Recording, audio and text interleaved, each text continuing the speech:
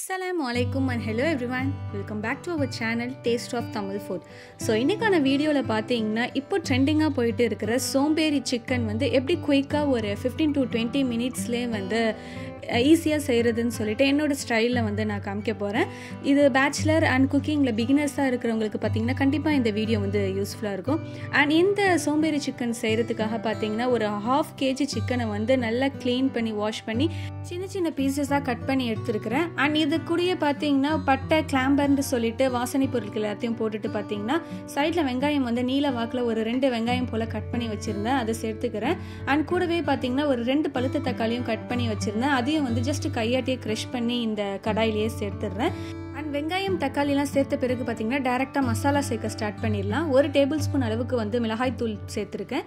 And இது கூடயே பார்த்தீங்கன்னா ஒரு 1/2 டீஸ்பூன் வந்து மஞ்சத்தூள், பெப்பர் அண்ட் சீரகத்தூள்லாம் பார்த்தீங்கன்னா ஒரு 1/2 டீஸ்பூன் சேர்த்துருக்கிறேன். கூடவே ஒரு 1/2 டீஸ்பூன் பார்த்தீங்கன்னா கறி மசாலா தூள் இருக்கு இல்லையா, அது ஒரு 1/2 டீஸ்பூன் சேர்த்துட்டு இஞ்சி பூண்டு விழுது வந்து 1.5 டேபிள் ஸ்பூன் சேர்த்துருக்கிறேன். அண்ட் இது கூடயே பார்த்தீங்கன்னா 1.5 டேபிள் ஸ்பூன் அளவுக்கு வந்து மல்லித்தூள் நான் சேர்த்துக்கிறேன்.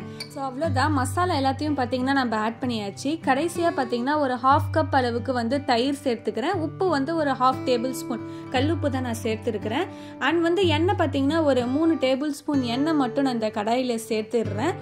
அந்த சோம்பேறி சிக்கனுக்கான சேர்க்க வேண்டிய மசாலா ப்ராசஸ் எல்லாமே முடிஞ்சிருச்சு. ஜஸ்ட் கையாட்டியே நல்லா மிக்ஸ் பண்ணி விட்டுவிட்டு ஒரு 10 நிமிஷம் வந்து மேரினேட் பண்ணி அப்படியே இருக்கட்டும். அண்ட் மேரினேட் பண்ணி ஒரு 10 நிமிஷத்துக்கு அப்புறம் பார்த்தீங்கன்னா கேஸ் ஆன் பண்ணி நான் வந்து கடாயை டைரெக்டாக வந்து ஸ்டவ் மேலே வச்சிடுறேன். அண்ட் க்ளோஸ் பண்ணி மூடி போட்டு பார்த்தீங்கன்னா க்ளோஸ் பண்ணி ஒரு 10 நிமிஷம் வந்து அப்படியே இருக்கட்டும். தண்ணி எதுவுமே நம்ம ஆட் பண்ண தேவையில்லை.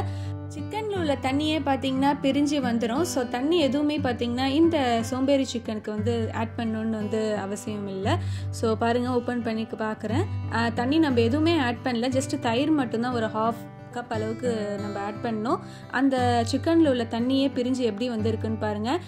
ஸோ ஒரு 10 நிமிஷத்துக்கு அப்புறம் பார்த்தீங்கன்னா ஓப்பன் பண்ணி நல்லா மிக்ஸ் பண்ணி விட்டுட்டு அகைன் வந்து நான் க்ளோஸ் பண்ணி விட்டுடுறேன். க்ளோஸ் பண்ணி விட்டுட்டு ஒரு 5 நிமிஷம் வந்து நல்லா கொதிச்சதுக்கு அப்புறம் பார்த்தீங்கன்னா மேலே கொத்தமல்லி தலையை மட்டும் நான் வந்து ஆட் பண்ணி விட்டுட்டு கேஸ் ஆஃப் பண்ணிடுறேன்.